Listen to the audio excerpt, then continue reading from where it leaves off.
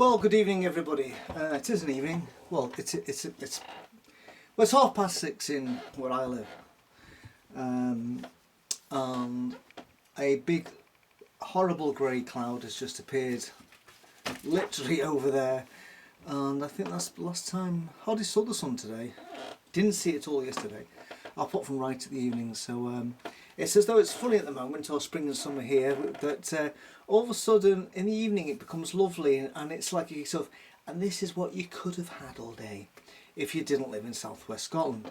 But at least it's not just us in southwest Scotland getting the really shit weather. Apparently it's all over Britain. For some reason, Britain and Ireland are blessed with rain. That's why we're so green. That's so green. Anyway, apart from moaning about the weather, which I do on a daily basis, oh dear. I'm actually in my son's bedroom, and this is his bedroom, and I'm up here because I don't want somebody down below to hear me speaking. But we'll come back to that. Anyway. Oops, my chair's gone. Oh, I'm back again. Right. There's just a technical adjustment required there. So, anyway, let's crack on to this one. So, nothing's been really happening in the world of Workshy Evans recently. However, things recently have changed. A couple of things have happened.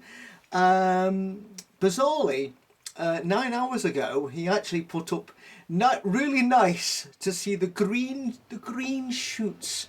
He's obviously he's thinking about those big ripe juicy tomatoes again. The green shoots of recovery. I've gone all Scottish for a second there. The green shoots of recovery after everything that's been hurled at me, my family, and the channel over the last few months.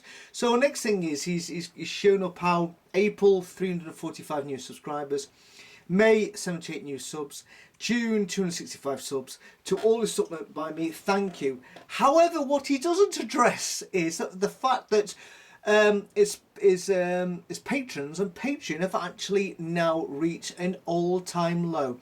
I'm just checking now, and it is it sort of gone down to 500, and we're thinking, right, when's it going to go 499? It went 499 during the week. Now it's 497. So the people who actually pay him money every month is dropping. It's funny how he doesn't mention that. There's clearly no green shoots of recovery on his Patreon page. Not mentioned on Twitter, and of course there's very little you can actually do, as we know, on his Twitter page, because if you say anything you get an instant ban. I think he's got more people who are banned than the people who actually respond to his tweets, but hey ho. Right, anyway, June the 30th, which was the 30th, I sounded a bit scouse there for a second, just went back to my roots for a brief second, anyway. June the 30th, oh that's better, on June the 30th he tweeted this. It's a little, and he's put a little, I don't know what you call it, a GIF, or is it a GIF, I don't know, no, not caring. But it's Kermit, it's one of Kermit the Frog on a typewriter for those who are banned on the Workshy Evans Twitter site. So you haven't seen this, but anyway, he actually says, and what glorious news this is to the waiting, watching, reading world out there, for those who like their literature to be in depth and of a high quality. We have here Workshy Evans announcing that today I started work on both the second edition of The Reluctant Apostate and its sequel, the title of which will be revealed in due course. It feels great. It feels great to be writing again. Oh well, I suppose it keeps him away from brothels, so every cloud. Anyway, obviously we don't know what the title's going to be of his follow-up to the second issue. I'm a bit confused here. The second edition of the Reluctant Apostate, is he re-releasing the Reluctant Apostate with additional material at the end, or is no, it looks like he is. Today I started work on both the second edition of the Reluctant Apostate and its sequel, so it looks like we have an update of the Reluctant Apostate and a brand new book by Workshy Evans. So Wowee, I actually haven't read anything he's ever written, to be honest with you, and guess what? I probably won't consider doing it anyway.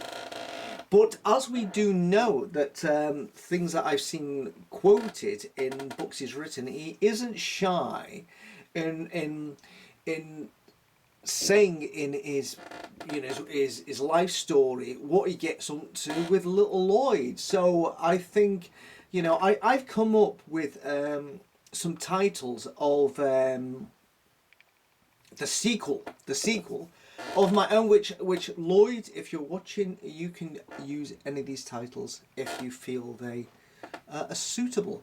But this is just based in, of course, the fact probably he will document probably what I would have thought a one-sided view of what's happened since Christmas of 2021. So anyway, I haven't spent an awful long time on this because I've been busy painting again today and cutting somebody's garden. But anyway, I just want to go through some possible titles to the sequel of The Reluctant Apostate. So these are some, and not all. One of them was not my idea, so that's probably the best one. We'll leave that to this. But anyway, here we go. That one there says, "My life as Steve Wright's fatter stunt double." If you've ever seen Steve Wright, who actually just got announced today that Steve Wright, who's been a DJ, he was for many years on Radio 1, then Radio 2. Apparently he's been given the big heave-ho, which is a shame because I quite like Steve Wright. But if you look at him, he does look uncannily like Workshire Evans, apart from Workshire Evans is fatter. Another title could be Speed Dating in London While Still Married. There you go. Possible new title. Fake. My life as an advocate against the cover-up of CSA. Oh, talking about YouTube subscriptions, this is uncanny because I wrote this title before I read that tweet, but this says how to buy YouTube subscriptions. That is uncanny because literally I didn't read that. That's bizarre. Anyway, I think this is probably a really appropriate story. Fat Lazy Bastard, the James Lloyd Evans story. That's a strong contender. Oh, here we go. Fat Man Pays for Sex, the Lloyd Evans story. So another strong contender. Legacy Litigation and hashtag Little Lloyd. Shit, I don't know how that got in there, but I don't think there's that one. From leaving a cult to starting your own. Now the next one here, the one at the top, I never came up with this, but I think this is appropriate. From Bethel to brothel, and I'll put at the bottom, Christmas in Croatia, New Year in Thailand, making the most of the festive season. There you go. Interesting. STD and me. Oh, now this is an interesting one because it couldn't be his story. It'd him talking about somebody else. Anyway, it's called Full Mastery Over Your Penis, the Saintly Brandon Story. So I've drawn a penis there, and I think it is actually to scale for Little Lloyd. So there you go. How to tell if a Thai prostitute is over 20. There you go. Doing illegal stuff with hashtag Little Lloyd. Oh, here we go. Dildos up the arse while watching Tight Pants Tony. I reckon it happens. How to never do a hard day's work in your life and get away with it. I don't know how this ended up there. Anyway, churning out new content in Thai brothels with other people's money. Oh, here we go. This is a double header. You can choose any of these. The Reluctant Adulterer, or The Reluctant Husband. How to lose over a third of your income in 6 months. I think there's a typo there. Oh, similar title to another book. It's just Lies, Litigation, and hashtag Little Lloyd. Oh, travel plugs, butt plugs, and scuba diving in Thailand. Oh dear. Top 10 destinations where a fat arse can get whipped. The art of blaming everybody else. And finally, the do's and don'ts of live streaming. So, just a few suggestions. I'm pretty sure that you can come up with better ones than those. And maybe if you can put them on the comments, that Workshy Evans might read some of them and may consider them for this wonderful new book, because it feels great to be back writing again. I'd love that to say it feels great to do a hard day's work again, but he doesn't know what a hard day's work is, so that's never going to happen. Anyway, one more thing while I was on.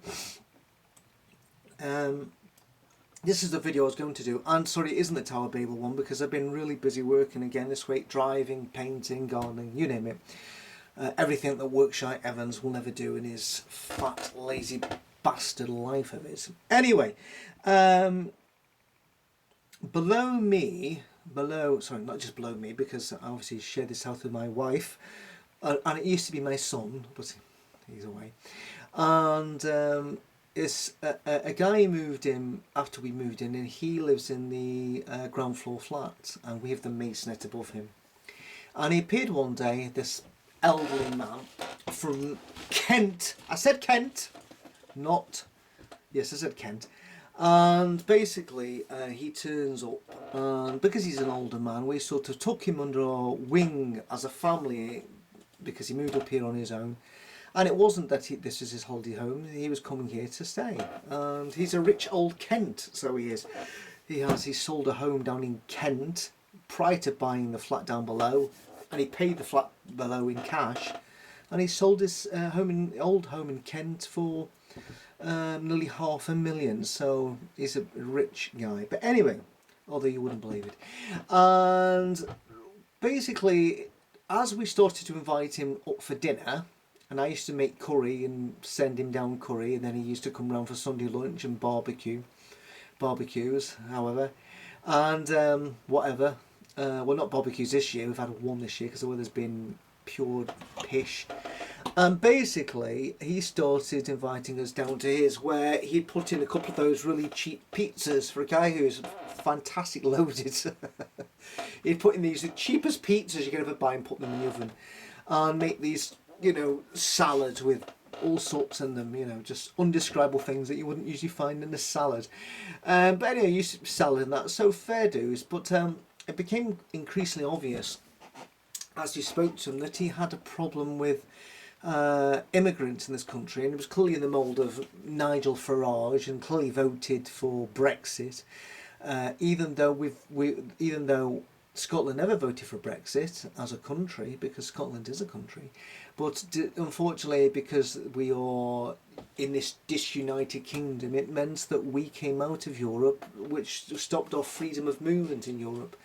And a load of other headaches if you ever considered living in Europe, or spending more than 6 months a year in Europe. So it's really fucked a lot of things up for people in Scotland. And of course Brexit was to try and stop all the immigrants coming over to our country, taking our jobs away from us. All the jobs that people in England especially didn't want to do in the first place because they were poorly paid. It was too much hard work that a lot of people in England preferred to be on benefits and hated. These guys came over and started doing the jobs that people in this country refused to do. So anyway, Brexit happened, and of course that stopped all the immigrants coming. Well, what happened was, of course, all the hard-working Europeans went back to European countries because they couldn't work in this country anymore, leaving farming and fruit picking and the hospitality sector absolutely fucked, because of course all these people came over here on like getting paid minimum wages, all of a sudden, you know, decided to go back to Europe. But bizarrely it hasn't stopped the immigrants coming over in the channel in these boats and literally taking their lives in their hands. So Brexit, yeah, I'm confused.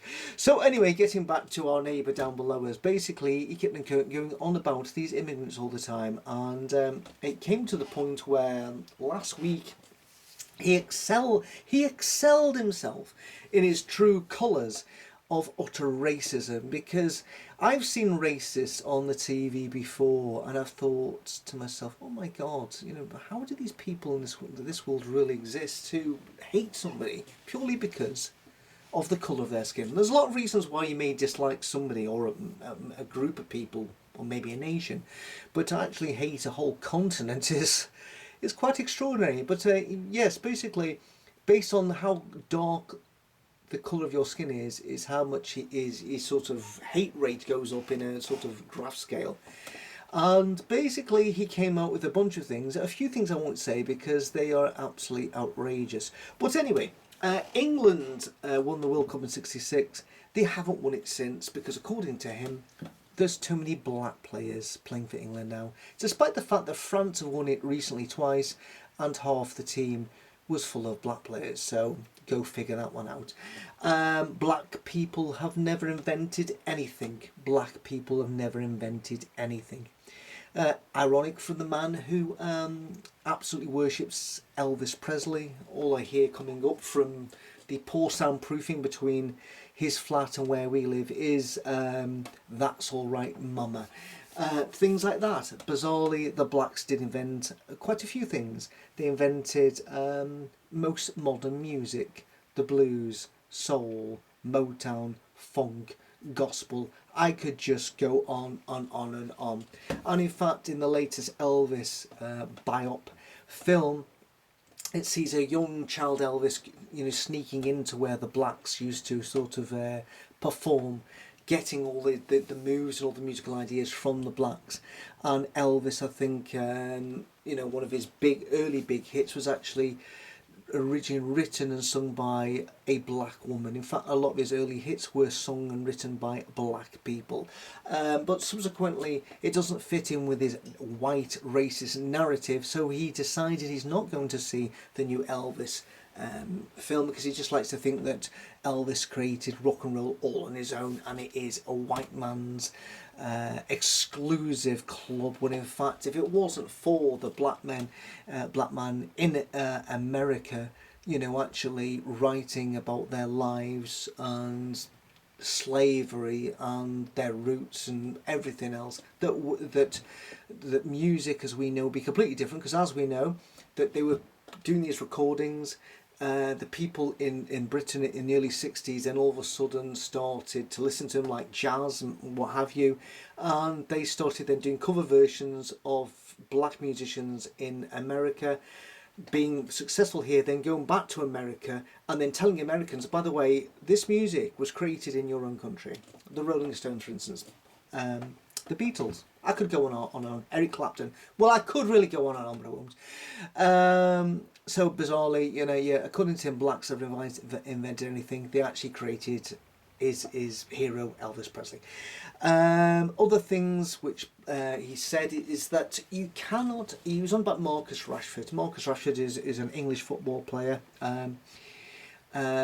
He can't be English because he's black. The fact, I'm sure one of Marcus Rashford's parents is actually white, but because Marcus Rashford is black, you can't be English if you're black, despite the fact that we have generations of black people who were asked to come over here into this country to help our country after the devastation of World War II and tried to rebuild it.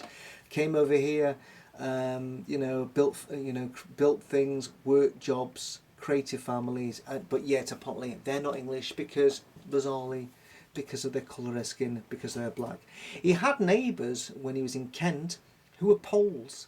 He was quite happy that they were Poles because why? Because although they were immigrants, they had white skin. So if you've got a white skin, it's all right. If you're just in the country and you've got white skin, it's fine.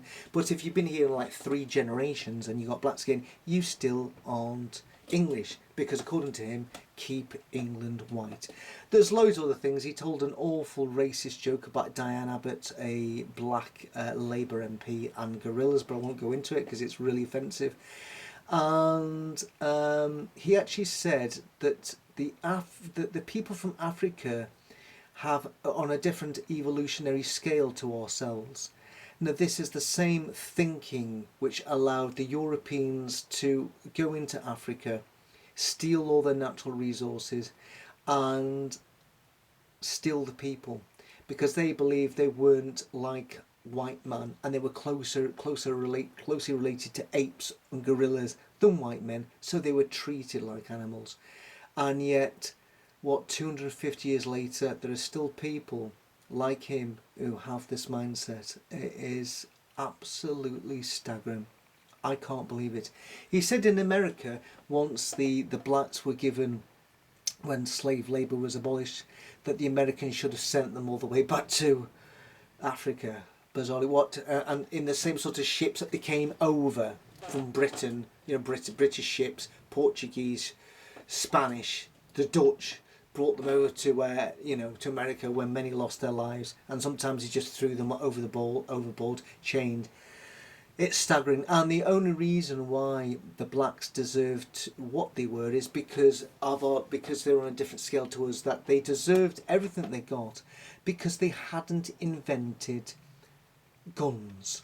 He said, according to them, 100 years ago, they were still in mud huts and had spears and shields and whatever. But of course, they deserved the absolute annihilation that they got and treated like slaves because we had evolved, like weaponized ourselves with better ways of killing people, and so therefore, because we were able to do that, it's bizarre. And he said, as blacks becoming independent, he says, look what happens when they get independent. Look at Robert Mugabe. Look at Idi Amin. They killed, the people in the country, in the hundreds and thousands. And you think, hold on a second. Look at Stalin. Look at Hitler. It's staggering. And the worst thing is, right at the end, my wife said to him, as I was literally walking out, with the blinking pizza choking in my throat, she said, if Benjamin, our son, oh dear, I've just said his name, never mind, my son's Benjamin, if Benjamin comes back from America and comes back or from Australia with a woman of colour, might be a man of colour, I don't really know, but comes back with like a black girlfriend, would you invite her in for pizza? And he actually said, well, Benjamin can come in, but she can't come in. So there you go. How do you deal with somebody, it's not even funny. It's not like Love, if you're old enough to remember Alf Garnis, or Love Thy Neighbour, where these two guys were racist, but this is just, I thought we'd gone past that, but clearly we haven't. And it makes sense why this guy's up here in living this part of Scotland, because it's white enough for him, because there aren't many blacks or Asian families that live in this part of Scotland. There's very few. You'll see very few blacks or anybody from an Asian background living in southwest Scotland.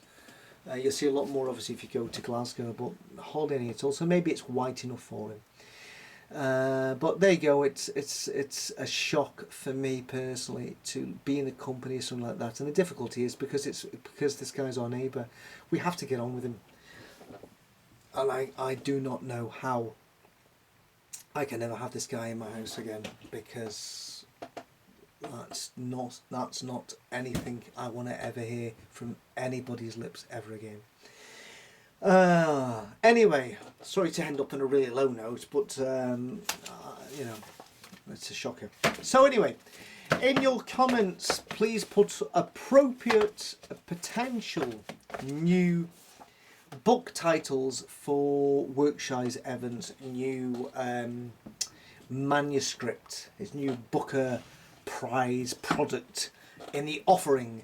I'm sure you can think of ones far better than those. That literally, I was making my dinner and I spent like 15 minutes just doing that. And as you see, I didn't spend a lot of time thinking of them. So anyway, this evening I'm going to watch a Netflix TV series called The Boys. And bizarrely, my boy, I watched the first 2 seasons with him, and of course now he's buggered off to America. I'm going to have to sit down and watch them on my own. Anyway, another thing, Glastonbury's just finished, and I've tried to see as much of Glastonbury as I can. Really disappointed with a lot of the traditional people who played Diana Ross. Oh my god. And I've tried to listen to some new music. I haven't gone through it all before I start actually, but one person I picked on, 2 bands, one called The Blossoms from Manchester. If you can capture their set on BBC iPlayer, you will not be disappointed. And another guy who records and releases songs. He goes up to he releases Bono Boo. That's Bono, Bono, as in the U2 singer, and Bono Boo. I don't know how to pronounce it. Anyway, try and see his set on BBC iPlayer, because he clearly is a musician who has vision.